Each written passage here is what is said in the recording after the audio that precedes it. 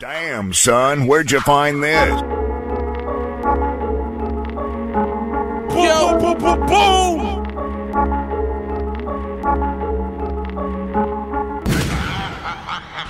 What a mark.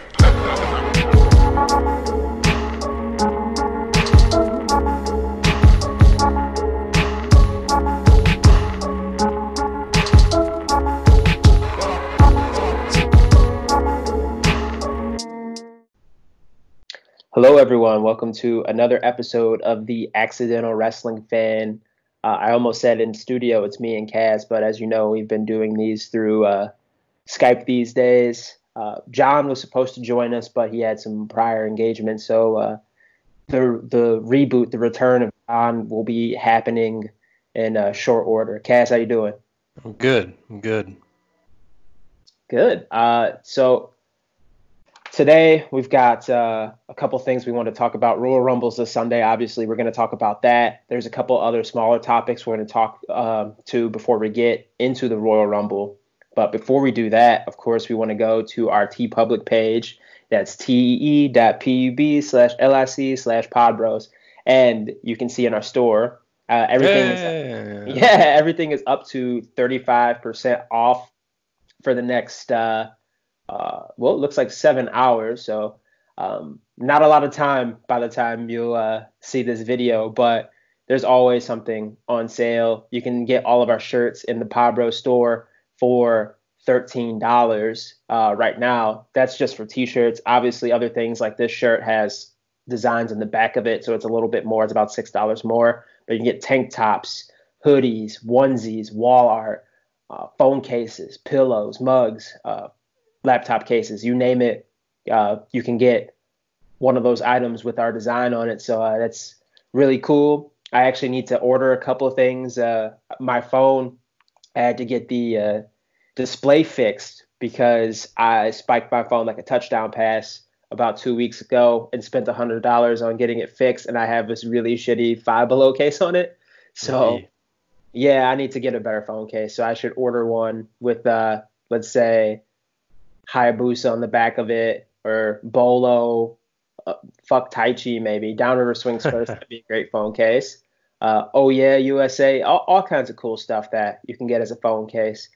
But a phone case with Hayabusa on it would be pretty sweet. Yeah, that's damn, Kaz. You got me my interest peaked on that.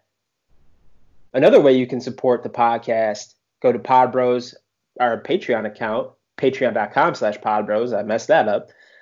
There's a TAWF tier. If you go to the main page, click show levels, you can go to the $1 tier, which is for our prime TAWFers.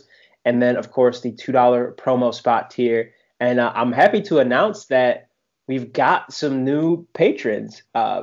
Sean and my girlfriend, they donated $2. So they get to pick a promo for me or Kaz or John to reenact. So you'll be on the lookout for that soon. Thank you to both of them. Yes, thank you very much. I appreciate that. And John appreciates that as well, I'm sure. And I can't wait to reenact the promo. Or maybe Kaz will reenact a promo. Or John. Or literally anybody. Who knows? Yeah, I'm still very frightened to do that, to be totally honest. Just drink a couple Natty Lights, maybe a couple of Twisted Teas. You'll be all right. Yeah, that's true. So first thing we want to talk about before we get into this Royal Rumble talk, do you want to do the NXT, the news that's happening out of NXT, or do you want to do the Rocky Johnson funeral? I think we got to start with this very bizarre Rocky Johnson funeral. Yeah, absolutely. Apparently, I should find Billy Graham's Facebook page. He was one of the first people to talk about this, and then Hannibal, the former wrestler who does Hannibal TV, he said that Harry Smith talked about bizarre behavior from Vince McMahon and Pat Patterson on his Facebook page, and I wonder if it's still there. I don't know if I can find it. I'm on his Facebook page right now. I think this is his personal page. Well, the thing with Billy Graham, he over the years has kind of said some outlandish things that were or were not true, you know what I mean? So when this story first broke, it was like, well, there's no way. I mean, this guy's talking out of his ass again, you know what I mean? Yeah, because when I read it, I was like, what? No way. It was too like out of line. Yeah. I was thinking of like The Rock sitting there listening to this, like, what?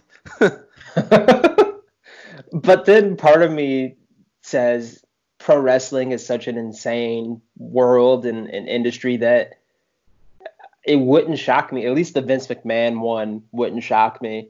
And then I hadn't heard of any issues with Pat Patterson's memory or having any sort of behavioral issues or anything like that from any sort of brain injuries he suffered. So I didn't know anything about that. But we've got here what Billy Graham posted on his Facebook, and I'll read it quickly. The funeral service for Rocky Johnson was held today in North Tampa, Florida. My mother-in-law is friends with Rocky's wife as they would sit together at the bi-monthly wrestling reunion in Tampa. My wife's mom, told Valerie that there were 2 low points to the service, which was by invitation only with about 100 people attending. One was by Vince, who got up to speak and said the following: Rocky did one good thing in his life. He married Ada and had some kids. Then he did his working strut off the platform and sat down, and that was it. Classless asshole. Then Pat Patterson was asked to speak and said some very nice things about working with Rocky in San Francisco. Some of those matches were with me as Patterson's tag partner against the High Chief Peter Maivia and Rocky. Then out of nowhere, Patterson goes into this rant and calls Rocky, laying dead in the casket right below him, a motherfucker. Started this vulgar rant about how worthless Rocky was, and a bunch of guys had to drag Patterson off the church platform and set him down. Patterson, who just turned 81, must be losing his mind, literally. Only in pro wrestling, folks. Very sad to hear about this, and I actually feel a bit ill over this bizarre behavior. Superstar Billy Graham. Yeah, I mean, I can see the Vince thing, like, okay, that's not super out of the realm of something he would do. Still kind of disrespectful, I guess. But like you said, the world of pro wrestling, we're not in that world, so it might have been some inside joke or whatever. And it is a funeral. It's not supposed to be, all sad and crying, kind of trying to lift the spirits a little bit. But the Pat Patterson thing is, whoa. I know, what's his name? Harry Smith Jr. said that Vince and Pat seemed like they were kind of drunk. Yeah, you see here in the Forbes article, Harry Smith confirmed some of those accounts in a letter read by Devin Nicholson of Hannibal TV. He said that they were both really acting really strange or maybe drunk. And I guess allegedly Vince McMahon was being in character during the speech. So I'm not exactly sure what to make of this. It sounds all very bizarre. Yeah, I mean, there's, the reports. I mean, Pat Patterson is 81, I think it said. And yeah, he might be losing, going senile, I guess, which, would account for the very odd behavior. But, why put him in that spot if it's known within the industry and all those guys that he's really not all there? You know what I mean? Yeah, I don't understand that. If at my own father's funeral, if one of his former coworkers obviously was having some sort of memory issues or mental health issue, we wouldn't put him in a situation where something could go sideways. It's just not a responsible thing to do. Maybe a lot of people didn't know Pat Patterson is allegedly having memory issues or any sort of behavioral issues. I'm not exactly sure. It's just a weird situation and scenario all around. Yeah, it's just that there's like a dead body sitting there, and again, I don't know. I wish The Rock would come out and maybe confirm or something, which I doubt he will, but just weird. Yeah, But like you said, that's the world of pro wrestling, right? yeah. It's a very strange thing that we follow, Cass. But unless Maybe Vince is starting to lose it a little bit. I would not be shocked if Vince McMahon was starting to lose it a little bit. He's 70. Vince isn't a spring chicken. Is that the term I'm looking for? That's correct. Yes. He's 75, I think, 75, somewhere in that ballpark. And the guy is known to not really sleep a lot. He's a known workaholic, an admitted workaholic. And I also thought he wasn't a big drinker. I'm not really sure what Vince does, like what vices Vince has besides it's probably a huge cokehead. That's one of the rumors over the years. Oh, really? The only thing that I can say for sure, Vince McMahon definitely has done steroids to an excessive amount, and he's just a madman workaholic. Yeah. Yeah, I'm sure that, takes its toll on the mind after 75 years. Yeah. His sleep schedule is probably dog shit. Yeah. You know what I mean? The lack of sleep will wear you down quickly. I mean, my father... Kilos and kilos of cocaine that he snorts. I would not be shocked if he had sleep apnea. I mean... Oh, probably. My dad was a cop for years and years and would work crazy swing shifts and work, 16-hour shifts on the regular. And he got sleep apnea when he was in his early 40s. I could imagine how that would affect you as a literal senior citizen. That I'm honestly shocked that Vince McMahon hasn't dropped dead of a heart attack. And Vince is just a different cat, man. That he's just wired different. Oh, absolutely. He's a literal crazy. Oh, I shouldn't say that, but he's a madman. All of the years he spent working around the clock on wrestling and filming promos and booking by his pool apparently at Connecticut and throwing people into it, just doing all these wild, insane things, taking the heart attack at a nightclub. The dude is just a different person.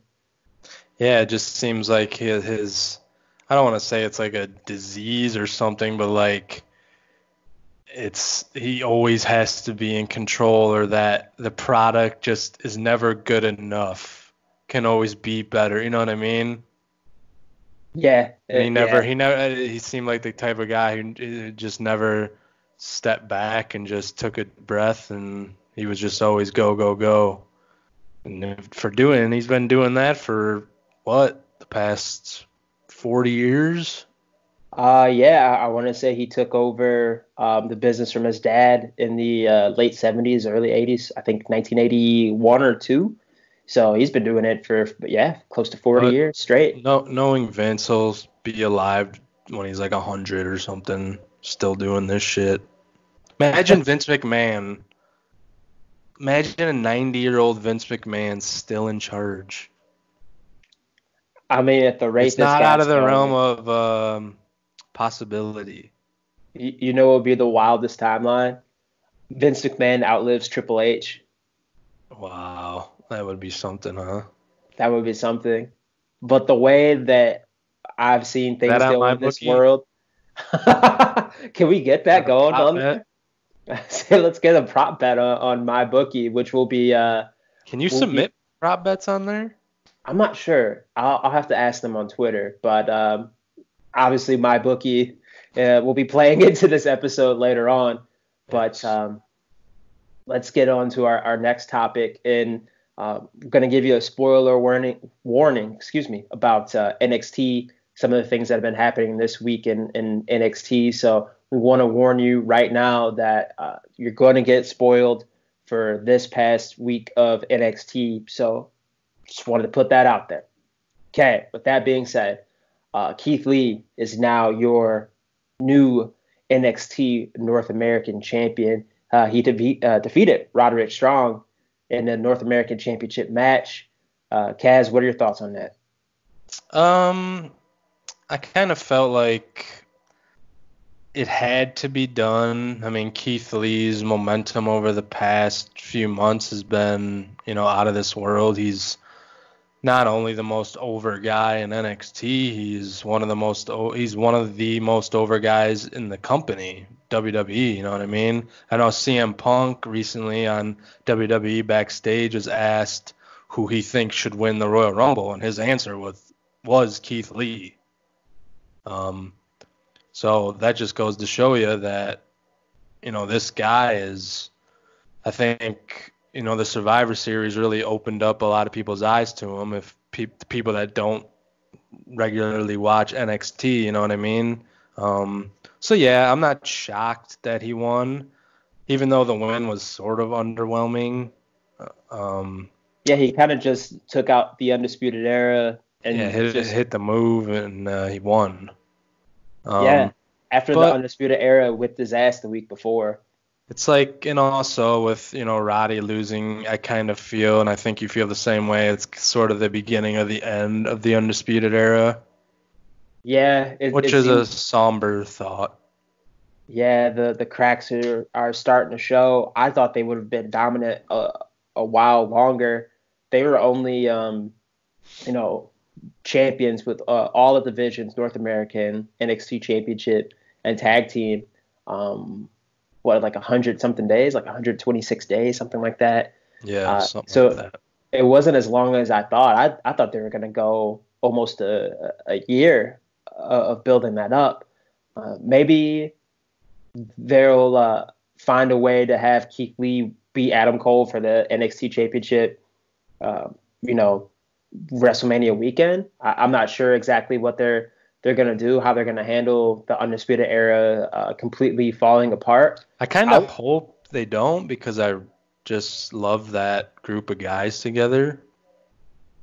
Yeah, I'm a big fan of those guys together. Because if you split those guys up, it's like, of course Adam Cole's going to be all right. That dude's, and I'm not knocking any of the other guys, but just together they're just such a force. I think splitting them up might hurt, maybe Roddy or Kyle and Bobby, but, I don't know. I think that they'll be okay. It seems like if anything would happen, Adam would somehow get ousted from the group. Feel like it could be like a Bullet Club thing and there's a new leader? Yeah, because every couple years or something? Because Cole almost seemingly plays the babyface in all of these big matches that he's had over the last 2 months or so. Yeah. And I think the crowd really seems to want to cheer for him. And save for, I think he did a low blow on Finn. He doesn't really cheat a whole lot in his matches. Yeah, not really. Even back to that notion of Adam Cole being ousted, there's a guy I can think of in NXT who could possibly take, if they do go that route with the Undisputed Era to where a new leader would come in and, an Austin Theory, I think, could be a good fit for that role. I think he would be a good fit for the group, but I don't know if he would become the leader. I think Roddy would probably become the leader if that were the case, because Roddy, I think Okay, maybe not leader, but someone to replace Adam, I guess. Yeah, Austin Theory is a good pick, and maybe they planted the seeds for that because Austin Theory challenged Roddy for the North American Championship in a fantastic match. Yeah, it was. They kind of made him seem like, oh, yeah, he might be young and inexperienced, but he could be a true challenger and contender. I mean, the dude is like fucking 21 years old, which is crazy, unbelievable. He would be a good fit with those guys. I think Roddy really excels at being like the jock kind of douchebag asshole, like the captain of the football team. He excels in that role, and I think he will serve well as the leader of the Undisputed Era. And Austin Theory's obviously got the the cocky, brash, young heel thing going down, like very similar to Adam Cole. I just think that Adam Cole is ready to break through as a top star, whether it's with the Undisputed Era or without them. Not that those guys would get left behind. It's just Adam Cole is really, really hot right now. Yeah, definitely. We've discussed this on prior episodes. He's the real deal, and he's next in line for superstar status for sure. Yeah.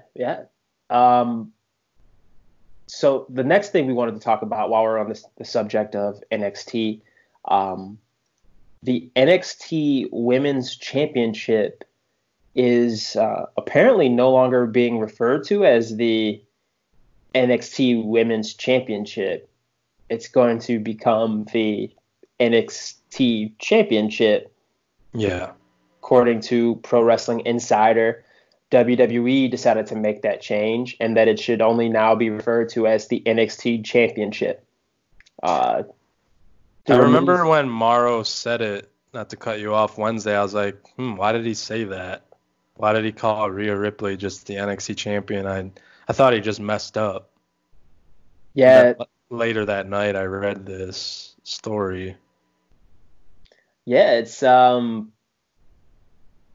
don't know how I feel about it.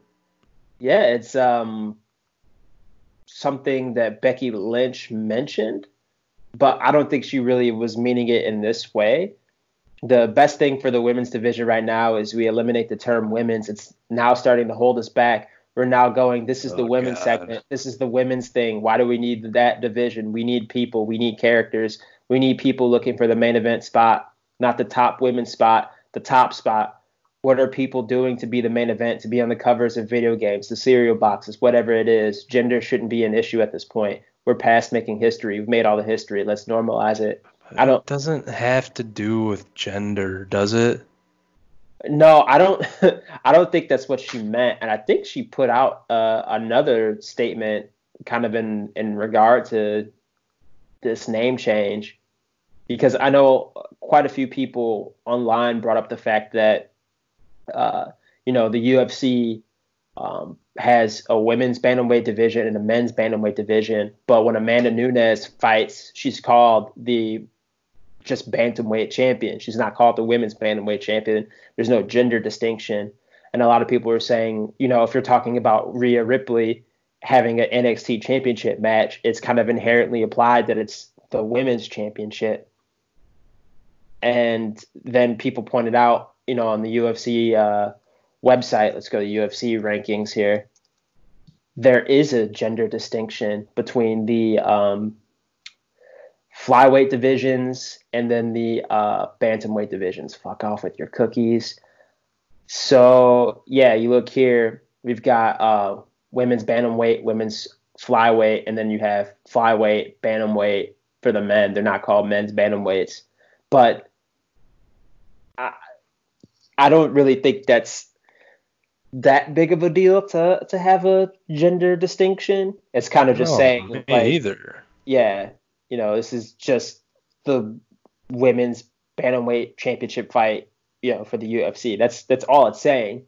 I don't think it's not disrespectful to, call a woman the women's NXT champion. No, not at all.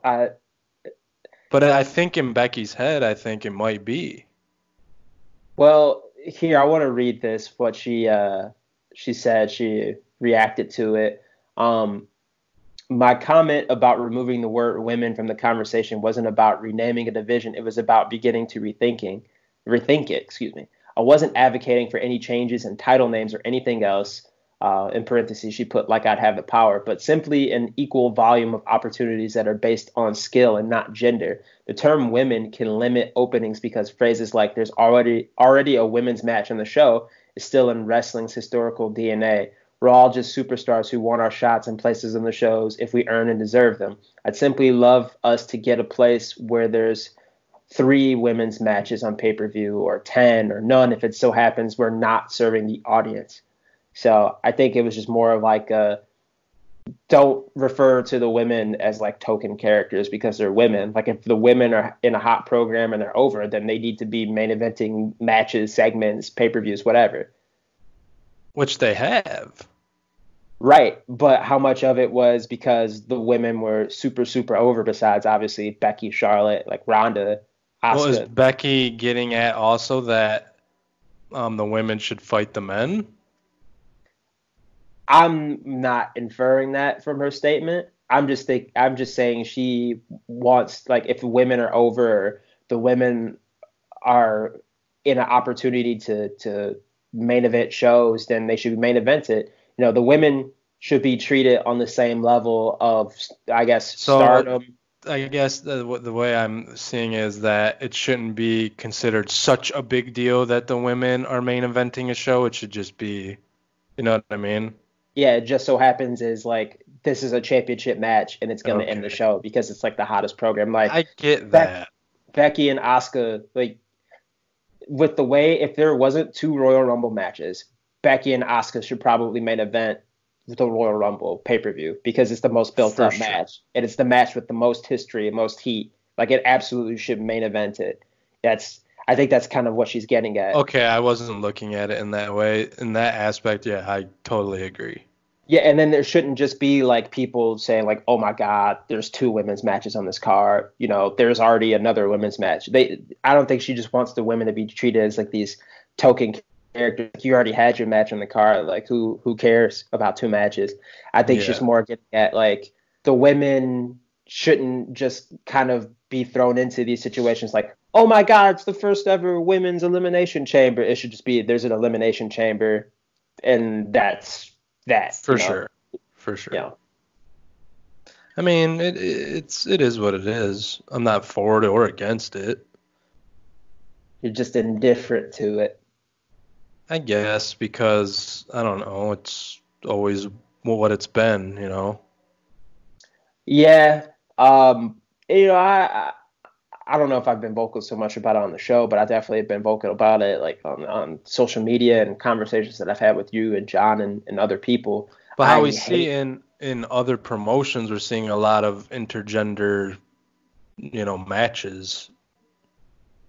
Yeah, yeah. That seems to be the hot button issue, and you know, a lot of people don't really like the idea of Tessa Blanchard being the main champion of Impact Wrestling. But there's a lot of people who think, well, she's over. You kind of have to push her. She's the most over person in your company.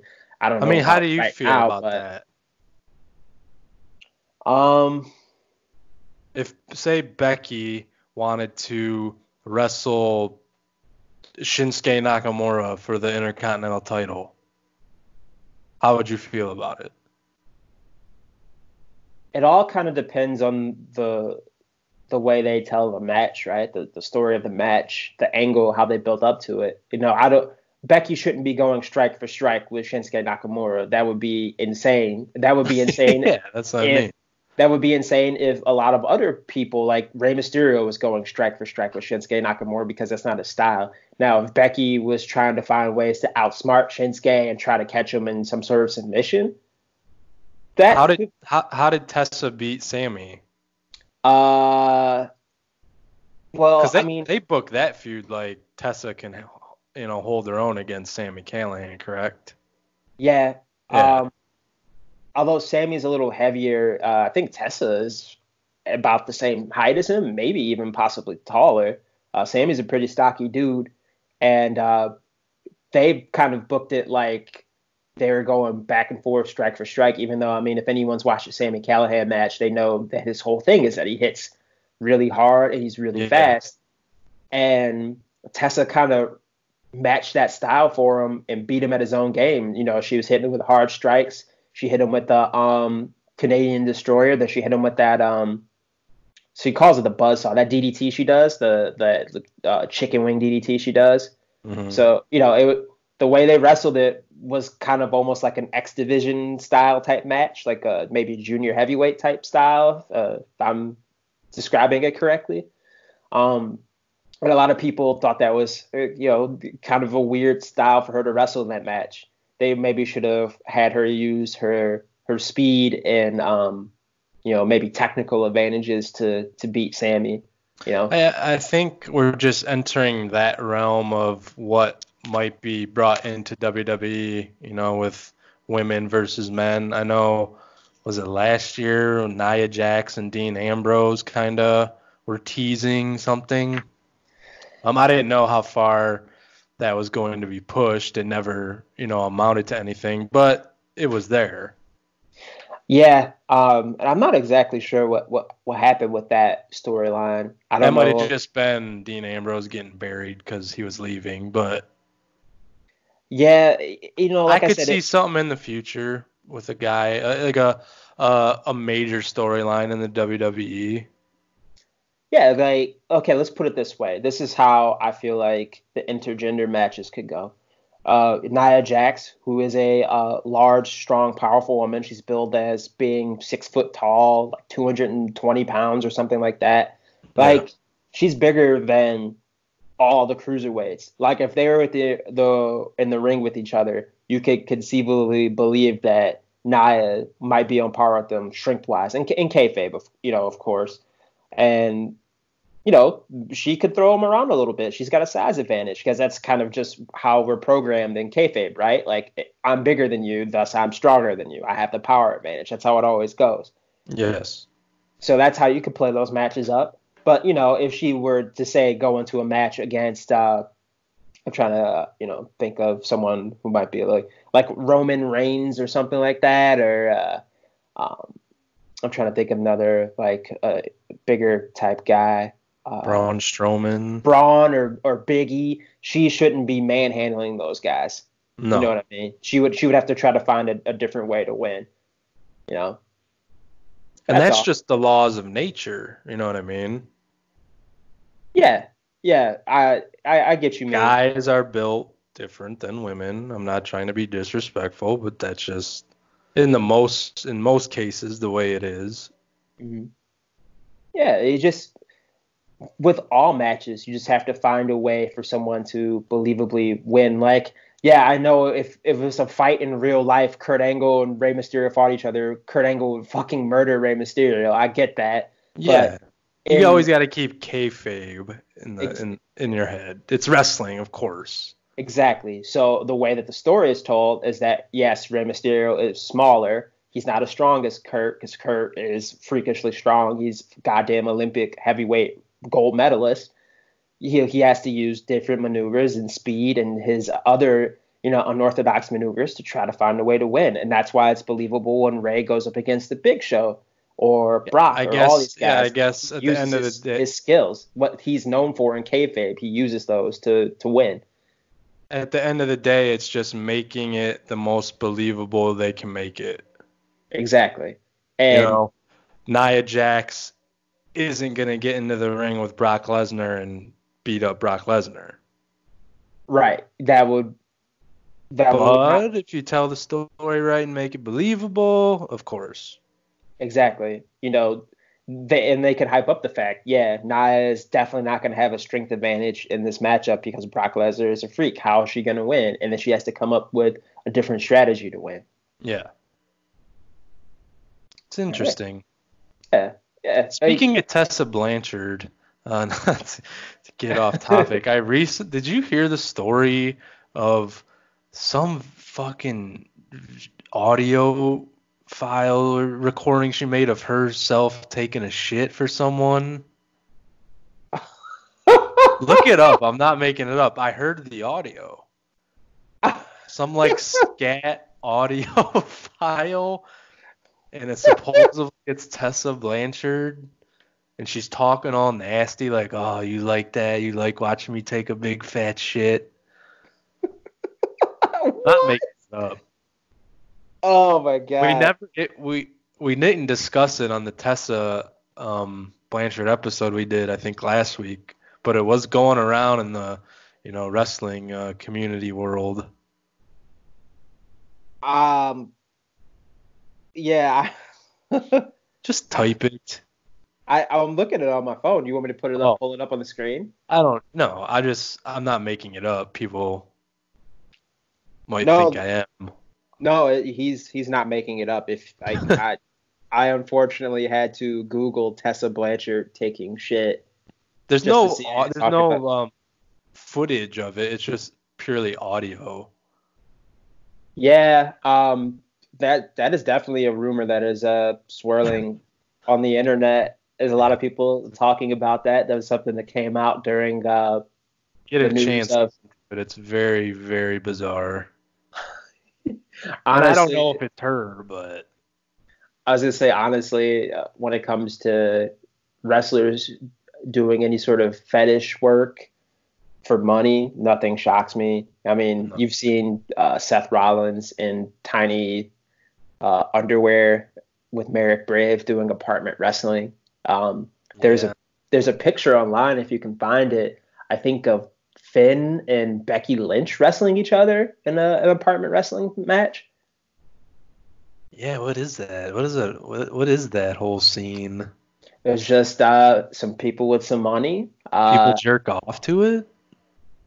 I don't know if they do that, but people with money want to watch that kind of wrestling, and that's Oh, not okay. simple. And I mean, shout out Well, to the I'm wrestlers that sure do they it get because their they got. rocks off. I'm sure. I don't necessarily know how that kink works. I don't know if they're. Hey, more power to them. Yeah, I mean, hey, wrestlers are getting paid, and honestly, it's probably a better payday than some of the paydays they get when they're first starting out. Yeah, I agree. The Yeah. fetish world seems like you're gonna get some good pay. Yeah, I mean, shit. I mean, deathmatch wrestling, I guess, would that fall underneath fetish wrestling? The people that want to see blood and guts, because I know you get paid more Uh, if you do death matches. I don't know. It's a good question. See, I thought the apartment wrestling thing you were I've never really heard of it. I kind of have. I thought it was more of like a sexual thing. Okay, here we go. What? Apartment wrestling. I hope to God this doesn't bring up something insane. There's a apartment It's like wrestling a website. apartment house wrestling. Yeah, Yeah, see, it's kind of like Seth Rollins apartment. Because I know this exists. Because I've seen the video of it. It's pretty wild. He's wearing some very very very tiny tights. I don't know if I can find it though. Is Seth Rollins bisexual? All right. This definitely is not a show made for children, but yeah, I don't know. Tessa Blanchard, she's definitely got a lot happening in her world, Yeah, but she does. hopefully she gets that all figured out. I want to move on to something though that is a lot happier, a lot nearer and dearer to our hearts, and that is the 2020 Royal Rumble. This is the 33rd Royal Rumble, I believe. Ooh, 33rd degree Masons. Jesus. That's Illuminati.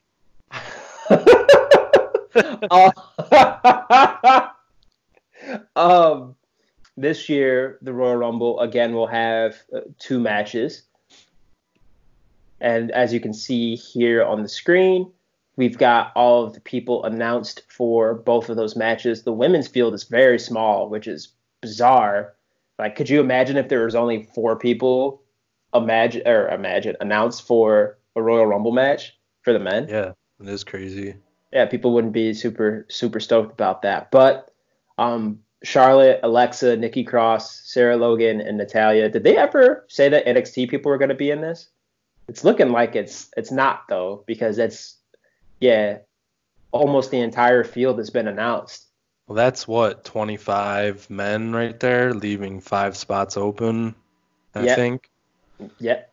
You got Roman, Brock, AJ Styles, Eric Rowan, Orton, Mysterio, Ricochet, McIntyre, Elias, Corbin, Ziggler, Otis and Tucker, Rusev, Bobby Lashley, Aleister Black, Buddy Murphy, Braun Strowman, Nakamura, Rollins, Owens, Joe, Kofi, Big E, and R-Truth. So that leaves room for probably 5 surprises. That is a pretty stacked Royal Rumble. Yeah, it really is. I was going to ask you, do you have as far as this 5 spots left, who could you see entering?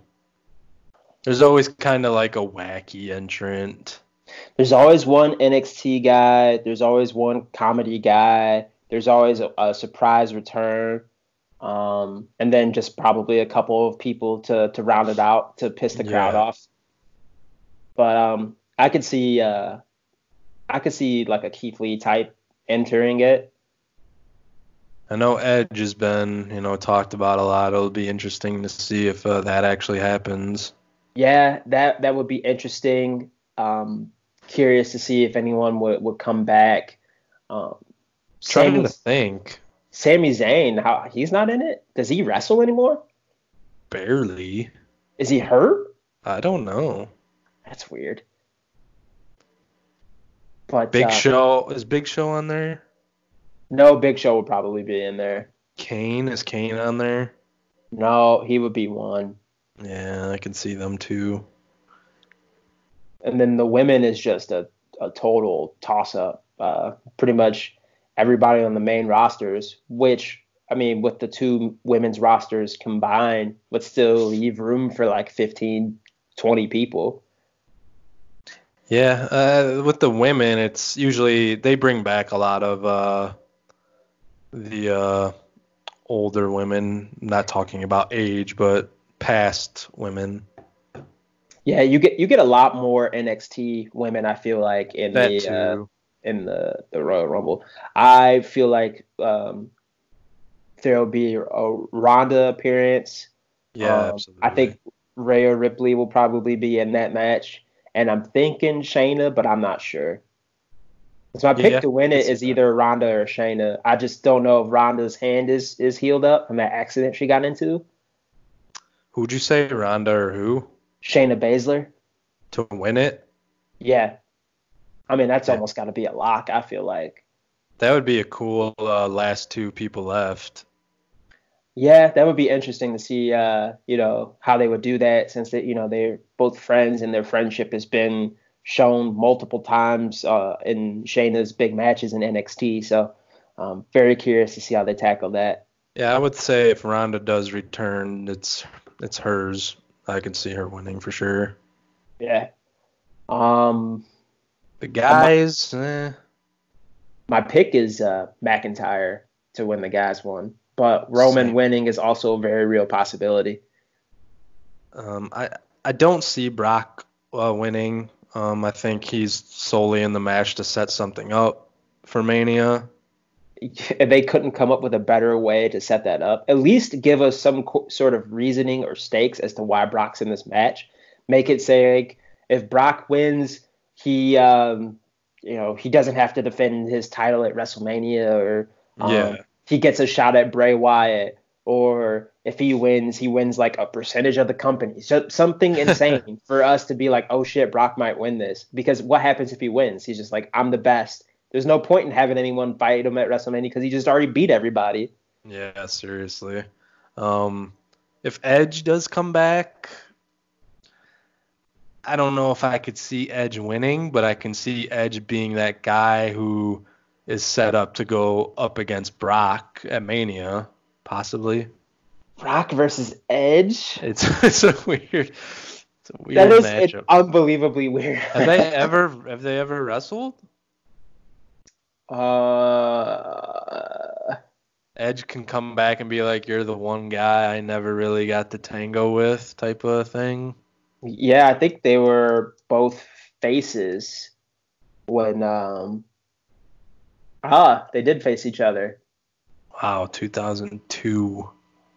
Yep. 2002, when they were trying to build up Edge kind of as like the new Sting. Oh yeah, Brock was in a tag team match with Tajiri against Edge and Rey Mysterio. So it looks like they haven't wrestled each other that many times. But yeah, that match doesn't really that will be the match with the safest German suplexes you've ever seen. Yeah, I think as far as that goes, if Edge does come back and them having to make sure he works safe, putting him up against Brock is probably not the best idea. Yeah. Uh, I mean, Is I there don't know. anyone out of It's just left weird to field? bring Edge back. That just is weird, you know? He's been gone almost 10 years. Yeah, I'm not. I was never a huge Edge guy to begin with, so I guess it would be cool, but I wouldn't like be like, oh my God, it's Edge. Like, just whatever. Yeah, if he comes back, it would put a big smile on my face. Honestly, I want John Cena to be in the Royal Rumble.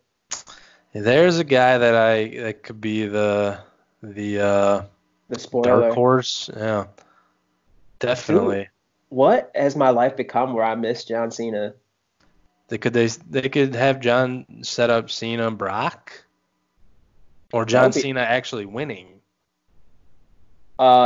if Cena wins, I think that ties him with Austin to win 3. Yeah. I kind of would fuck with the Cena win if they did Cena Brock. He breaks Flair's record at WrestleMania What do by you think beating makes the more most. sense? Cena Brock at Mania or Cena Bray? I don't think they would do Cena Bray. I think Roman's Oh, probably gonna beat Bray at WrestleMania. yeah, you're probably right. But Drew and Brock would be fantastic. They're trying to build Drew up. It's But it's if it's like Drew's time. If not now, then when the hell is it ever gonna happen? yeah, Really, this uh, is this is the time to give that guy the strap and let him run with it and see what he does. but then, Bobby Lashley was a guy who I would have loved to have seen challenge Brock or at least, throw him out to set something up for WrestleMania. But he's in this feud with Rusev and, everything with Liv Morgan and Lana. Yeah, I really wanted to see a very serious, because that's a match I feel like a lot of people wanted to see. It's just like definitely. this big time matchup between Brock and Bobby Lashley. I think a lot of people were wanting to see that because they were never in the same company at the same time. And I feel like that it's a match that you can make a ton of money with. You could have played the MMA angle. You could have played the amateur wrestling angle. There's so many different ways that you could play that up. And I feel like that's money left on the table if they would have treated Lashley as a more serious threat. I assume that they will give us a Brock Lashley stare down in this match, though. Oh yeah, I feel I like think they have that'll for sure happen. And hey, never say never. Maybe to. that, like you said, that match has been talked about for a long time, and I would love to see it. I think Lashley hasn't been used very well. No, Kind no, of since his return, to be honest. And this Rusev Lana Liv thing is just fucking dog shit. but it gets crazy clicks on Yeah, it YouTube. does. Um, any chance, any chance Mr. Phil Brooks is in this match? Uh You did want to check on MyBookie, right? We're gonna check these odds out. I gotta think that's on there. he's a plus 450 favorite to win. Wow. For the women, Shayna Baszler running away with it, minus 160, Ronda plus 450. That is enticing. Who's the That- favorite for the guys? The favorite for the guys is Roman at plus Roman. 100. Hmm. Second is Kane Velasquez. Yeah, CM Punk plus 450, Kevin Owens plus 450. Then after that, you get Drew, Keith Lee, Brock, and Bray at plus 1,000. Finn at plus 12. John Cena at plus 2,000. Then Seth Rollins is kind of in the mid tier. Tommaso Ciampa. Who's that guy? Yeah, I never heard of him. Is that the Conor McGregor plus 10,000? Rob Gronkowski plus 10,000. Who's the last one? This one is the field, all Oh, others. okay. Wow, Cedric Alexander has a better shot at winning the Royal Rumble than Cesaro and Dolph Ziggler. Adam, Undertaker's on there. yeah, I could see maybe Undertaker being in the match. Yeah, I could see that. Do you think Undertaker's last hurrah at WrestleMania versus Brock. or would they It's tease his him redemption. versus Bray? What would you rather see? Um, I think the Fiend Taker build-up would be pretty sweet. yeah, I think that would be pretty sweet, and I think that having Bray beat him at WrestleMania and absorb his powers and becoming the ultimate spooky bad guy is something that would be awesome. And then you could hide the match behind like spooky set piece shit, so you don't have to have the Undertaker actually wrestle a match. Yeah. I don't know. What was Undertaker's last WrestleMania match? Was it Reigns? No, it was Cena 2 years ago. Oh yeah, that's right. Yeah, he squashed John Cena. That was horrible. That was so bad. Any other like odd or bets for the Rumble? Like prop bets or anything? No, it's just It's gonna be a long fucking pay-per-view. There's like 6 matches and then the 2 Royal Rumbles. let's see here. We've got oh Jesus Christ, it's 8 matches. The 2 Royal Rumble matches. Wyatt, Bryan. Those go at least an hour plus. So yeah, that's 2 hours and change for those 2 matches. Bray and Bryan in a strap match. Becky versus Asuka is going to get a ton of time. It should be really good. Roman Corbin's Falls Count Anywhere. Shorty G versus Sheamus should be entertaining, but probably really short. No pun intended. Bayley versus Lacey Evans, I didn't even realize was a feud because I don't watch SmackDown that much. SmackDown is going on right now, and I couldn't really tell you what the main feud is besides what is it, Bray and Bryan? Is that what I'm assuming? Is like the main event feud? Yeah. Okay. Then you got the they've really been pushing storyline wise the Otis Mandy Rose love thing. Okay. Which is actually pretty interesting. I don't hate it. It's a lot better than the Lana Rusev stuff. It's kind of wild that like inside joke with Mandy Rose and Otis from NXT turned into a storyline to get Otis over. It's kind of wild. Humberto Carrillo versus Andrade for the U.S. Why? Humberto came back after that ladder match from Monday. Oh, okay. That's cool. I like him. The crowd doesn't really seem to like him a lot, unfortunately. Did you watch that ladder match? I only saw a couple clips online. Didn't see the whole thing, but there are some terrifying bumps in that match. Yes, there was. Ray taking that DDT off the ladder and kind of just bouncing off of it. Oof. Yeah. Unbelievable. So your final pick for both Royal Rumble matches is Drew McIntyre for the men, Ronda Rousey for the women. I agree with you on both those. Or Roman. He's second. I'm going back and forth between Drew and Roman. I feel like Roman more than maybe Drew wins the Elimination Chamber. Yeah. But yeah, I'm very excited for it. And of course, what other thing we're excited for with the Royal Rumble this year? We've got some gambling going on. Well, not really gambling so much. The Podbros Royal Rumble Challenge between me, John, and Kaz. The way we're going to do this is that we'll each be assigned a randomly generated number from random.org, and we'll change the field between 1 and 30.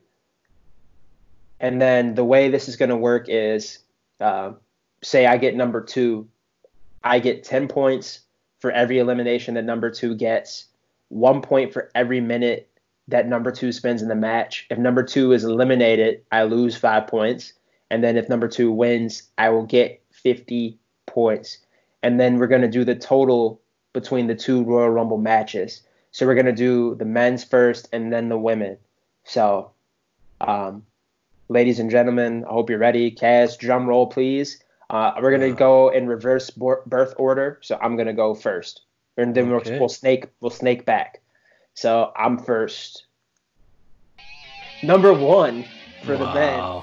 Wow, I've got Brock Lesnar. That's unbelievable. So Brock Lesnar for me. Yeah, you can already write his name in. Oh, I know I'm gonna get a ton of eliminations and a ton of time, so that's nice. You've got number 27, the golden number. I'll take that. Yeah, that is a historic number. I think 4 or 5 people have won it. John's got number 22. And this is for the men's Royal Rumble. Okay.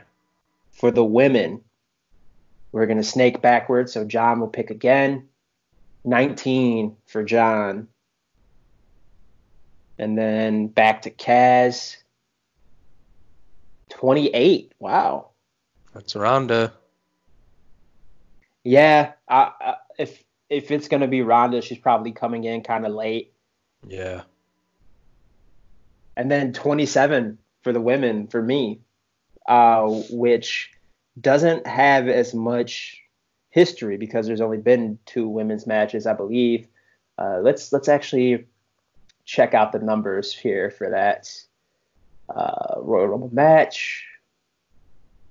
Let's see. For the women, Becky Lynch won at 28, Cass. So that's a golden number for you.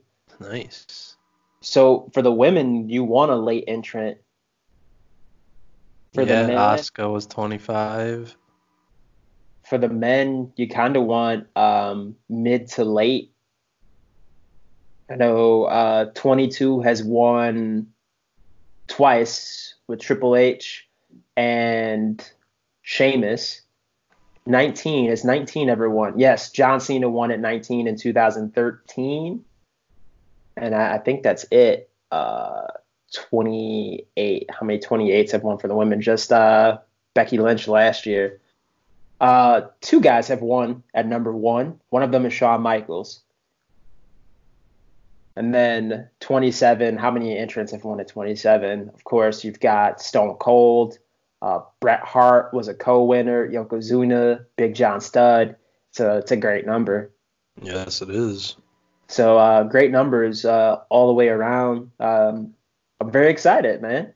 Yes. Roman Reigns won at 19. So, yeah, these are great numbers. We will have the results on next week's episode. Yeah, we'll have the results, and then, I'll be trying to keep a tally, of course, as we go along. Not necessarily so much the minutes, because I can't do that in real time. But, we'll definitely have the results on our next episode. So I'm real excited for this. Yes. It's always, even though usually around this time we all get together and watch it, doesn't look like that's going to be able to happen this year, unfortunately. So it's a little bittersweet, but it's still, the Royal Rumble is always one of, if not the most exciting pay-per-view, and should be a good one, like always. It's always very exciting. Yeah, I'm very, very excited for it. My girlfriend she's pretty stoked for this because she really enjoyed the Royal Rumble last year. She came down to watch with us, and she enjoyed the experience. I think this is the kind of match, if you have someone who's more of a casual wrestling watcher, they can really pick up on it and understand it. I mean, especially if you're watching with us because we gamble on it. So definitely, which we still might try to do. Yeah, we might. Other than this. Yeah, and then of course, if we can't get on it, we look at this. You can print the odds here. Look at this. Lacey Evans plus 160. Asuka plus 250. Daniel Bryan plus 350. If you put $100 down on, let's say, one of the lesser winners here, let's pick Shinsuke Nakamura. If you put $100 down on Shinsuke Nakamura, you would win $5,500. Wow. So just to put that in perspective, because these are considered props though on MyBookie, I don't think you can pair them together. So if I wanted to do Ronda Rousey and Drew McIntyre, I'm not allowed to parlay those, unfortunately. Oh, okay. Which would be unbelievable if you parlayed those two things together. You will win a ridiculous amount of money. But yeah, I'm really excited for Sunday. For sure. Yeah. All right, guys. Well, thanks for listening/watching. I hope you enjoy the Royal Rumble. If you guys want to get into some sort of contest with us, if you guys out there are listening and watching and you want to get involved in our pick'em here, obviously you wouldn't be able to have our numbers for the two matches, but let us know. We'll get you in there. I'll send a video of me picking your numbers so that way you know it's legit, and you can win a case of Natty Light, or I will order you a BC's pizza personally if you don't drink. So. All right, Cass, thanks for chatting with me about the Royal Rumble, and Absolutely. Tuck your chin.